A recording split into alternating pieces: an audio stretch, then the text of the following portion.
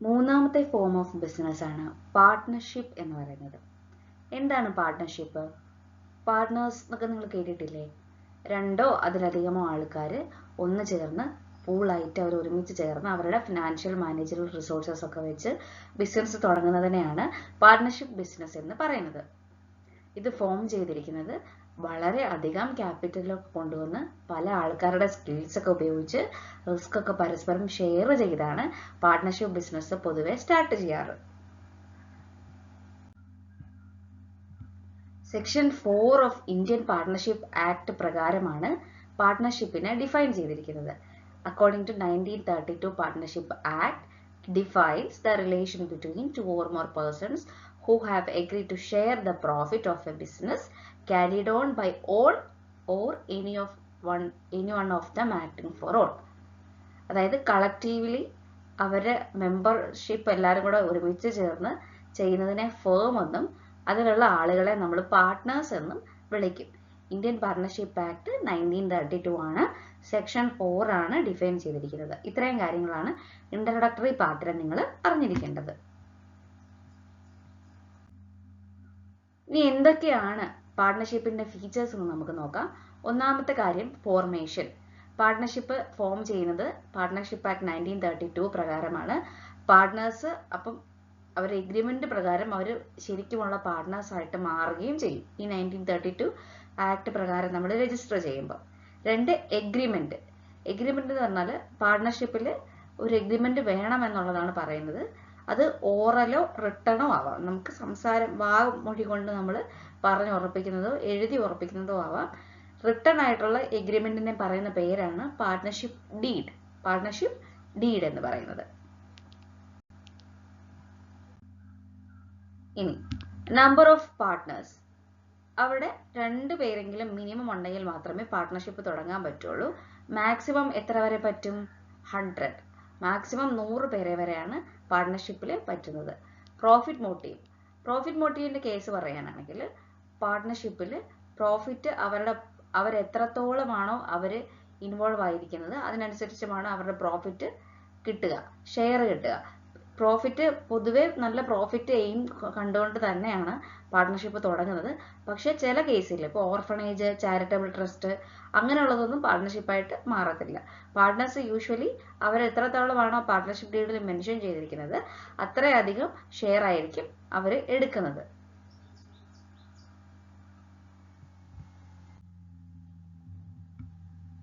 Next ആണ് no separate legal existence എന്നുള്ളത്. Partnership firm has no separate legal existence apart from the partners. Firm can't own property or enter into a contract in its own name. The firm name is only a symbol representing all partners. ഈ പാർട്ട്ണർഷിപ്പിന്റെ കേസിൽ പാർട്ട്ണർഷിപ്പായിട്ട് ഒരു business തുടങ്ങി കഴിഞ്ഞാൽ പാർട്ട്നേഴ്സിന്റെ എല്ലാം പേരിലായിരിക്കും ഈ partnership run ചെയ്യുന്നത്. അല്ലാതെ ആ ഒരു ഫേമിന് സെപ്പറേറ്റ് ആയിട്ട് ഒരു എന്തെങ്കിലും ഓണർഷിപ്പ് തുടങ്ങാനോ ആ ഒരു ഫേം ഇപ്പോൾ എ എന്ന് പറഞ്ഞൊരു കമ്പനിയല്ല ഒരു പാർട്ട്ണർഷിപ്പ് എഗ്രിമെന്റ് ഉണ്ടാക്കി ഒരു 5 പേര് ചേർന്ന്.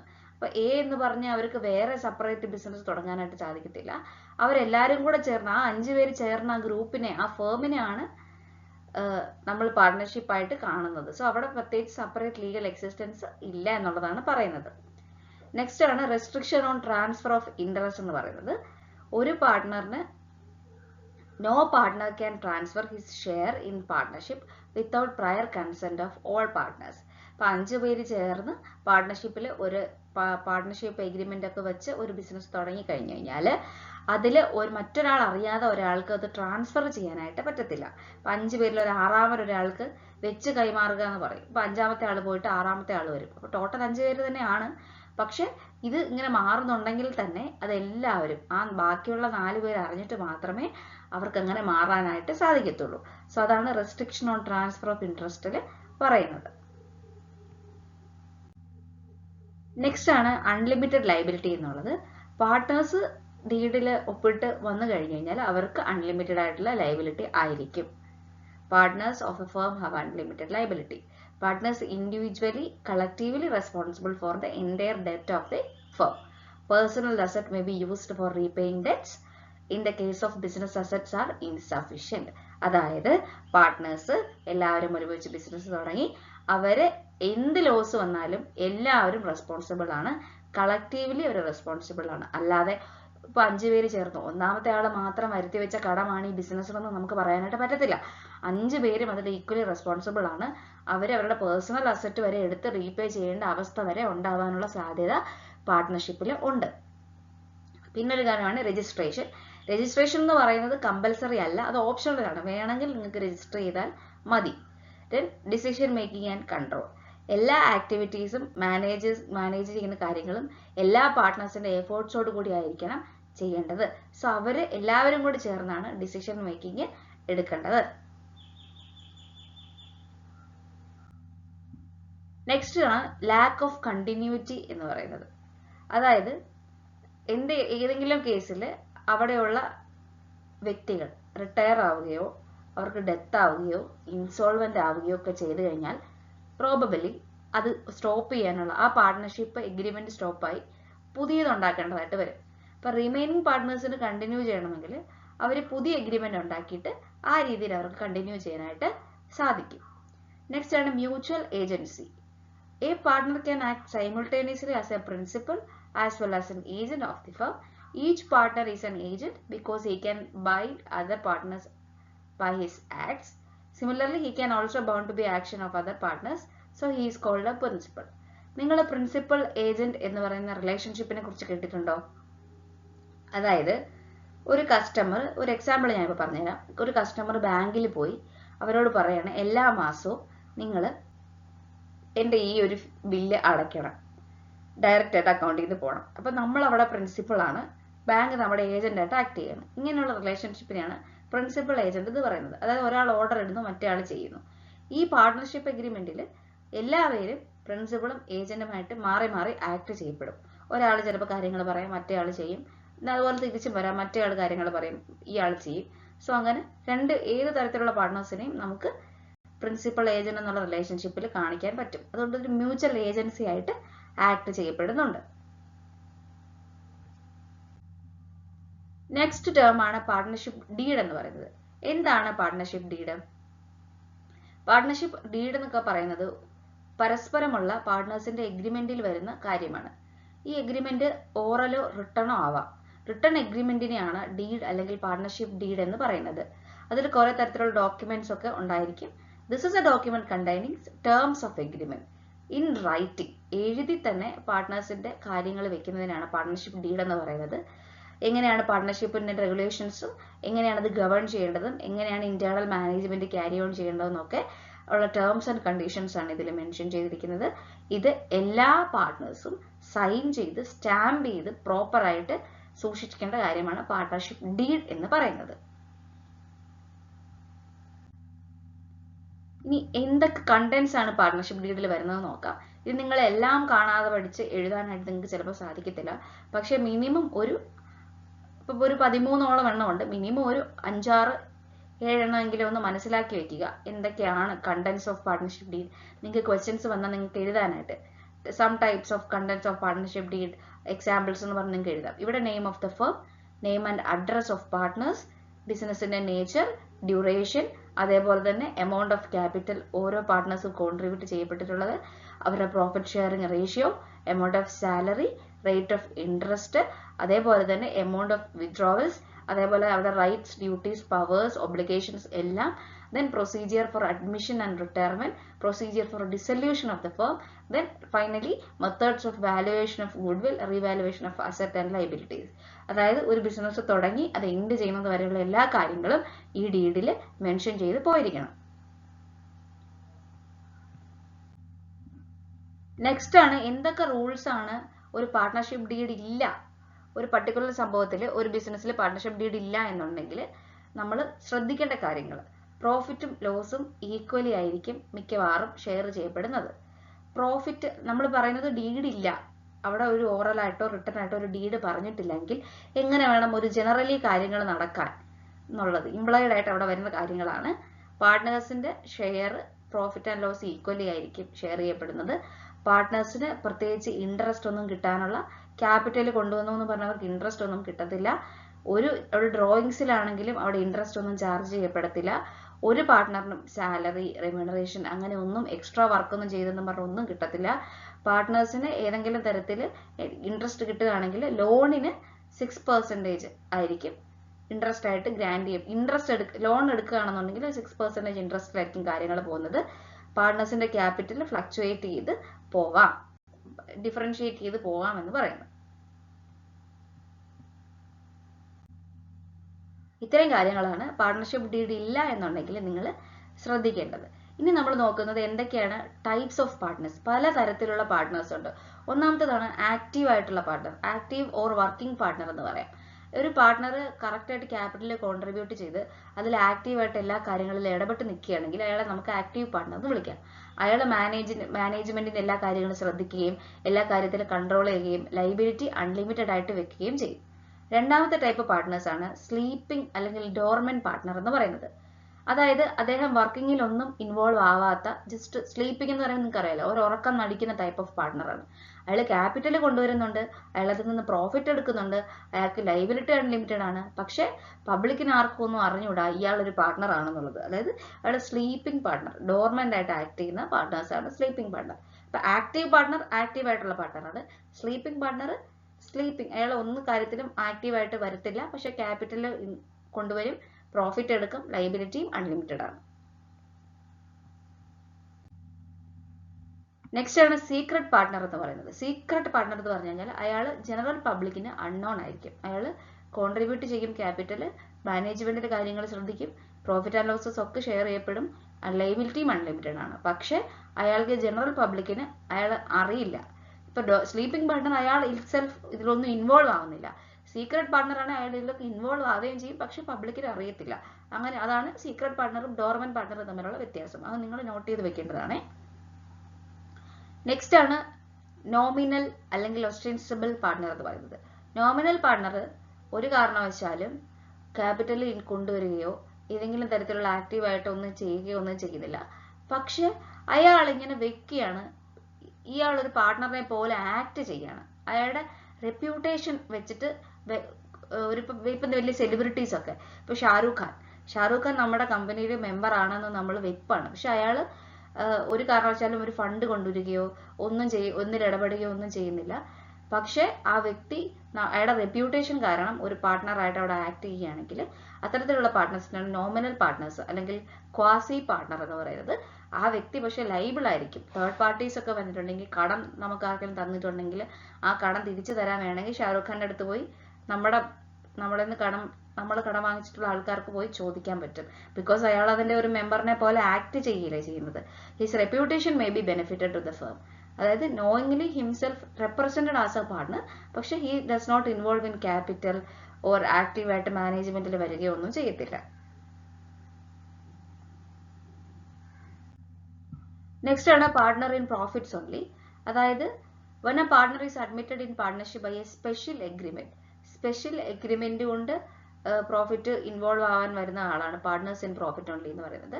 അയാൾ ക്യാപിറ്റൽ കോൺട്രിബ്യൂട്ട് ചെയ്യും, പക്ഷെ അയാൾക്ക് ആക്ടിവിറ്റീസിലൊന്നും ഇടപെടാനുള്ള റൈറ്റ് ഒന്നുമില്ല, ലൈബിലിറ്റി അൺലിമിറ്റഡ് ആയിരിക്കും. പക്ഷെ അയാൾ attempted in a partnership by a special agreement share and partner by profit only. അയാൾക്ക് പ്രോഫിറ്റ് കിട്ടും, പക്ഷെ അയാൾക്ക് ഒന്നിലും ഇൻവോൾവ് ആവാൻ പറ്റില്ല, ക്യാപിറ്റലും കോൺട്രിബ്യൂട്ട് ചെയ്യപ്പെടും, ലൈബിലിറ്റി അൺലിമിറ്റഡ് ആയിരിക്കും. But he has no right to take part in activities of the business. അതാണ് പാർട്ട്ണർ ഇൻ പ്രോഫിറ്റ് ഓൺലിയുടെ ഫീച്ചർ. നെക്സ്റ്റ് ആണ് പാർട്ട്ണർ ബൈ എസ്റ്റോപ്പൽ എന്ന് പറയുന്നത്. Which means if a partner by his talk or action give an impression to third parties that he is a partner, then he is known as partner by estoppel. He is not entitled to share profit. Such a partner is liable as a true partner to third parties.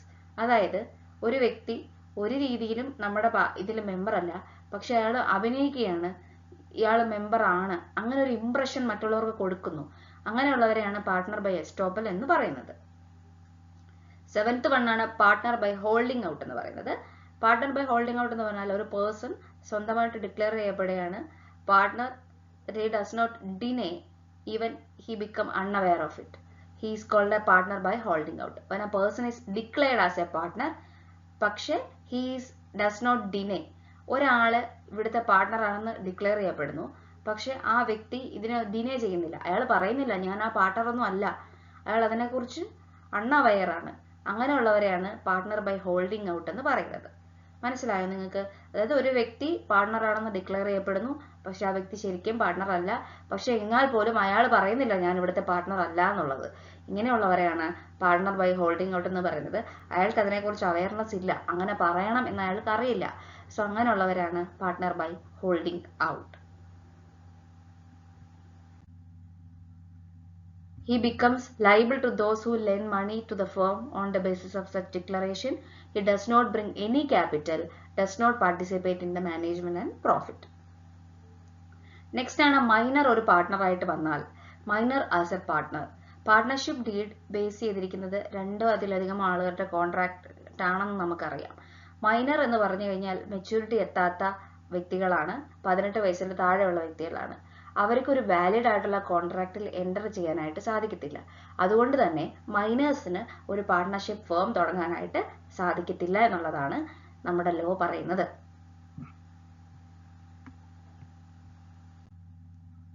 മൈനറിനെ വേണമെങ്കിൽ നമുക്ക് admit ചെയ്യാം, existing ആയിട്ടുള്ള ഒരു പാർട്ണർഷിപ്പിലേക്ക് അവരെ admit ചെയ്യാം, ബാക്കിയുള്ള പാർട്ട്നേഴ്സിന്റെ consent ഒക്കെ ചോദിച്ചിട്ട്. പക്ഷേ അവർക്ക് ലൈബിലിറ്റി ലിമിറ്റഡ് ആയിരിക്കും. ആ മൈനേഴ്സിന് അവരുടെ ലൈബിലിറ്റി കൂടെ മറ്റുള്ളവർ ഏറ്റെടുക്കേണ്ടതായിട്ട് വരും. ആ വ്യക്തിക്ക് ബുക്കുകളൊക്കെ പഠിക്കാം, ഇൻസ്പെക്ഷൻ ചെയ്യാം, അവർക്ക് അതിന്റെ സ്റ്റാറ്റസ് ഒക്കെ മെയിൻറ്റെയിൻ ചെയ്യാം. മെച്യൂരിറ്റി എത്തുമ്പോൾ അവർക്ക് അതിനനുസരിച്ച് ഓട്ടോമാറ്റിക്കലി പാർട്ണറായിട്ട് മാറുകയും ചെയ്യാം, അല്ലെങ്കിൽ വേണ്ട കണ്ടിന്യൂ ചെയ്യേണ്ടത് തീരുമാനിക്കാം, എന്ത് വേണമെങ്കിലും ചെയ്യാം. പക്ഷേ ശരിക്കും പറഞ്ഞു കഴിഞ്ഞാൽ മൈനർക്ക് ഒരു പാർട്ണർഷിപ്പ് ഫേം തുടങ്ങാൻ പറ്റത്തില്ല. എക്സിസ്റ്റിംഗ് ആയിട്ടുള്ള ഫേമിൽ മെമ്പറായിട്ട് ആക്ട് ചെയ്യാനായിട്ട് സാധിക്കുകയും ചെയ്യും.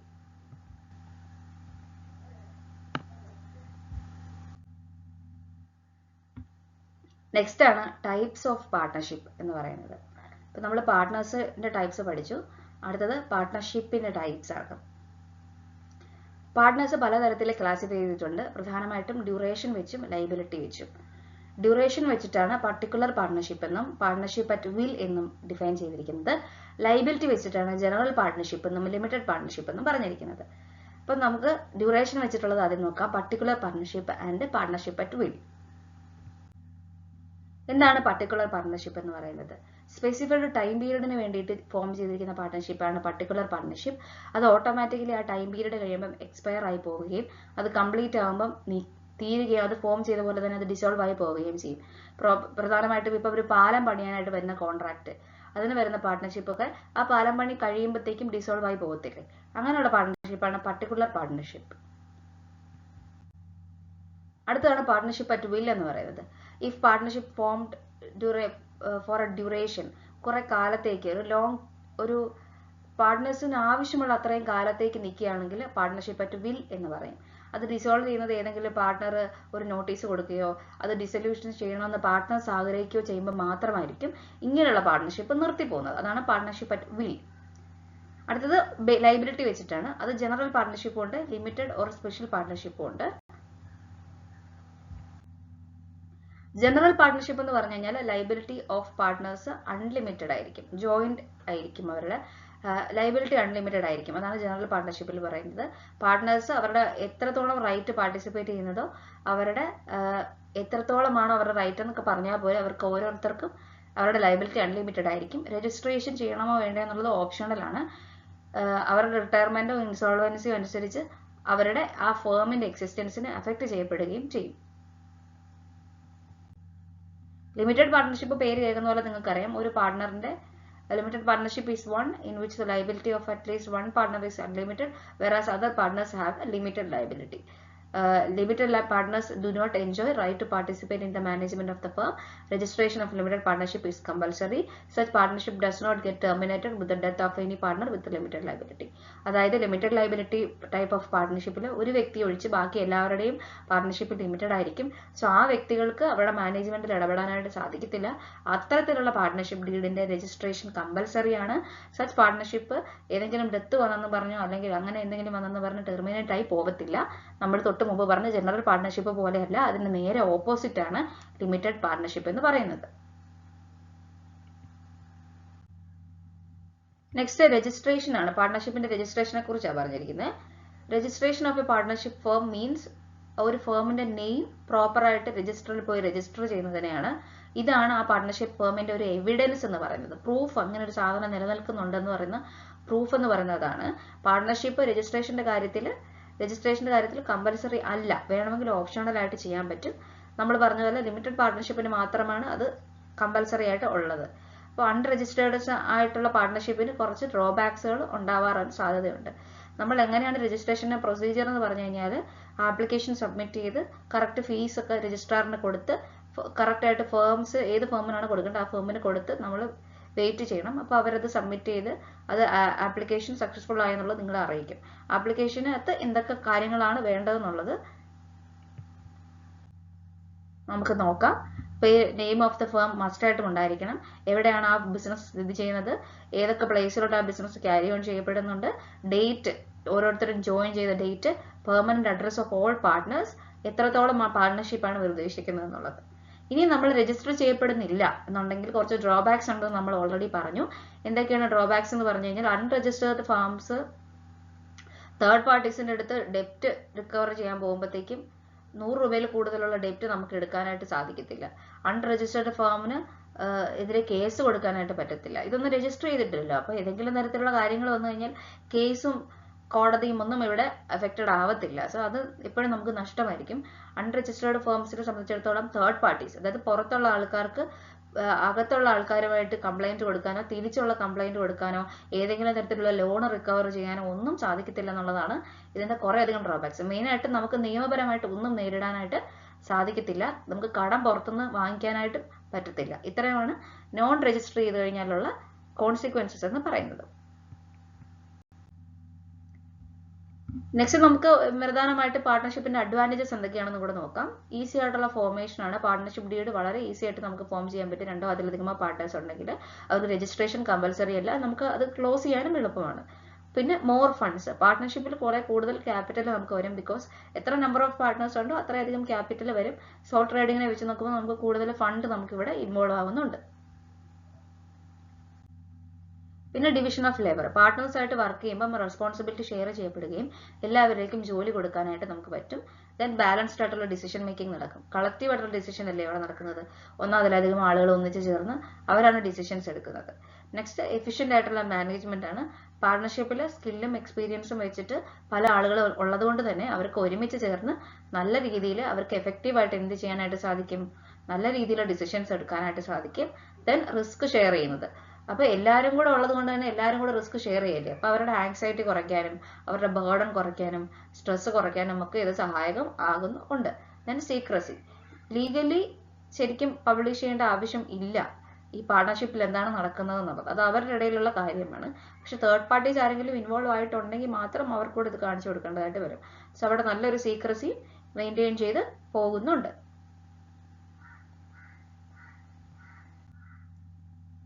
നെക്സ്റ്റ് നമ്മൾ നോക്കുന്നത് പാർട്ട്ണർഷിപ്പ് എഗ്രിമെന്റ്സ് വരുമ്പോൾ ഉള്ള ഡിസഡ്വാൻറ്റേജസ് ആണ്. ഒന്ന് അൺലിമിറ്റഡ് ആയിട്ടുള്ള ലയബിലിറ്റി, അതായത് റിസ്കി ഡിസിഷൻസ് എടുക്കുമ്പോഴൊക്കെ വളരെ അധികം അവരുടെ ഗ്രോത്തിനെ ഇത് ബാഡ്ലി അഫക്റ്റ് ചെയ്യപ്പെടാം. This may be restrict them to take risky decisions. അപ്പൊ അവര് ഒരിക്കലും ഈ അൺലിമിറ്റഡ് ലയബിലിറ്റി ഉള്ളത് കൊണ്ട് തന്നെ അവരൊരു പരിധി കൂടുതൽ നല്ല ഒരു വൈഡ് ആക്കാനോ പാർട്ട്ണർഷിപ്പ് വലുതാക്കാനോ അല്ലെങ്കിൽ ബിസിനസ് വലുതാക്കാനോ ശ്രമിക്കത്തില്ല. രണ്ട്, നോൺ ട്രാൻസ്ഫറബിലിറ്റി ഓഫ് ഇൻട്രസ്റ്റ്, ഒരു പ്രിൻസിപ്പൾ അല്ലെങ്കിൽ ഒരു പാർട്ട്ണർക്ക് അവരുടെ ഷെയർ ട്രാൻസ്ഫർ ചെയ്യാനായിട്ട് സാധിക്കത്തില്ല. അങ്ങനെ ചെയ്യണമെന്നുണ്ടെങ്കിൽ തന്നെ എല്ലാ പാർട്ട്നേഴ്സിന്റെയും കൺസെന്റ് വാങ്ങിച്ചിട്ട് മാത്രമേ ട്രാൻസ്ഫർ ചെയ്യാനായിട്ട് സാധിക്കത്തുള്ളൂ. നെക്സ്റ്റ് വൺ എന്ന് പറഞ്ഞാൽ ലിമിറ്റഡ് ആയിട്ടുള്ള റിസോഴ്സസ് ആണ്. there is restriction on the number of partners of the firm, അതായത് ഇത്ര വരെ ഒരു പാർട്ട്നേഴ്സിന് നമുക്ക് പറ്റുള്ളൂ, മാക്സിമം ഇത്ര ലിമിറ്റ്. അപ്പൊ അത് കഴിഞ്ഞു കഴിഞ്ഞാൽ അവർക്ക് ആ റിസോഴ്സസിന് അപ്പുറത്തേക്ക് പോകാനായിട്ട് സാധിക്കത്തില്ല. അപ്പം സോൾ ട്രേഡർഷിപ്പിലാണെങ്കിൽ ഒരാളല്ലേ റിസോഴ്സസ് കൊണ്ടിരുന്നത്, അപ്പൊ അത് അതിന്റെ ലിമിറ്റഡ് ആ ഒരാളിൽ ലിമിറ്റഡ് ആണ്. ഇതിപ്പോ ഒരു 50 പേരാണ്, 50 പേര് ലിമിറ്റഡ് ആണ്, അത് കൂടുതൽ കിട്ടത്തില്ലല്ലോ.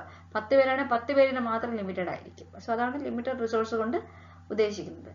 അടുത്തത് lack of public confidence, partnership firm legally require ആയിട്ടില്ല, പാർട്ട്ണർഷിപ്പ് ഫേം പ്രോപ്പർ ആയിട്ട് വന്നിട്ടില്ല എന്നുണ്ടെങ്കിൽ പബ്ലിക് കോൺഫിഡൻസ് വളരെയധികം കുറവായിരിക്കും. അതെന്താ അങ്ങനെ കുറവായിരിക്കുന്നത്? ഒന്ന്, ഫിനാൻഷ്യൽ റിപ്പോർട്ട്സ് പബ്ലിഷ് ചെയ്യത്തില്ല, അവർ രജിസ്റ്റർ ചെയ്തിട്ടില്ലെങ്കിൽ ഒട്ടും പബ്ലിഷ് ചെയ്യത്തില്ല. അപ്പൊ അങ്ങനെയുള്ള സമയത്ത് പബ്ലിക്കിന് ഒരു കോൺഫിഡൻസ് ഇവരെ ഡിപ്പെൻഡ് ചെയ്യാമോ, ഇവരുടെ ബിസിനസ് കൊള്ളാമോ, ആ രീതിയിലുള്ള ഡൗട്ട് വരാനുള്ള സാധ്യത ഉണ്ട്. പിന്നെ ഉള്ളതാണ് കോൺഫ്ലിക്റ്റിന്റെ സാധ്യത. പാർട്ണർഷിപ്പ് ഡീഡിൽ ഒരു ഗ്രൂപ്പ് ഓഫ് ആൾക്കാർ റൺ ചെയ്യുന്ന കാര്യമായതുകൊണ്ട് തന്നെ ഡിസിഷൻസ് എടുക്കാനായിട്ട് വളരെയധികം കുറച്ച് ബുദ്ധിമുട്ടാണ്. കാരണം അവർ അങ്ങോട്ടും ഇങ്ങോട്ടും അടിയായി കഴിഞ്ഞു കഴിഞ്ഞാൽ, എന്തെങ്കിലും തരത്തിലുള്ള തർക്കം വന്നു കഴിഞ്ഞാൽ അത് കുറച്ച് ബുദ്ധിമുട്ടായിരിക്കും. നെക്സ്റ്റ് വണ്ണാണ് ലാക്ക് ഓഫ് കണ്ടിന്യൂറ്റി എന്ന് പറയുന്നത്. പാർട്ണർഷിപ്പ് ഡീഡ് ഏതെങ്കിലും തരത്തിലുള്ള ഡെത്തോ റിട്ടയർമെന്റോ ഇൻസോൾവൻസി ഒക്കെ വന്നു കഴിഞ്ഞാൽ, ഏതെങ്കിലും പാർട്ട്ണർക്ക് വന്നു കഴിഞ്ഞാൽ അത് കണ്ടിന്യൂറ്റി സ്റ്റോപ്പ് ആകും. അപ്പോൾ റിമൈനിങ് പാർട്ട്നേഴ്സിന് അത് കണ്ടിന്യൂ ചെയ്യണമെങ്കിൽ അതിന് പുതിയ എഗ്രിമെന്റ് തുടങ്ങിയിട്ട് മാത്രമേ കണ്ടിന്യൂ ചെയ്യാനായിട്ട് സാധിക്കത്തുള്ളൂ. സോ ഇത്രയധികം കാര്യങ്ങളാണ് പാർട്ണർഷിപ്പിനെ കുറിച്ച് നമുക്ക് പഠിക്കാനുള്ളത്. കുറച്ച് ലെങ്തി ആയിട്ടുള്ള പോർഷൻ ആണ്. ഇത്തരം കാര്യങ്ങൾ നിങ്ങൾ അറിഞ്ഞു വെക്കണം. എങ്കിൽ മാത്രമേ എസ്എ ക്വസ്റ്റ്യൻസ് ഒക്കെ വന്നു കഴിഞ്ഞാൽ ഡീറ്റെയിൽ ആയിട്ട് എഴുതാനും ഷോർട്ട് ക്വസ്റ്റ്യൻസിന് കറക്റ്റ് ആയിട്ട് ഉത്തരം എഴുതാനായിട്ടും സാധിക്കത്തുള്ളൂ.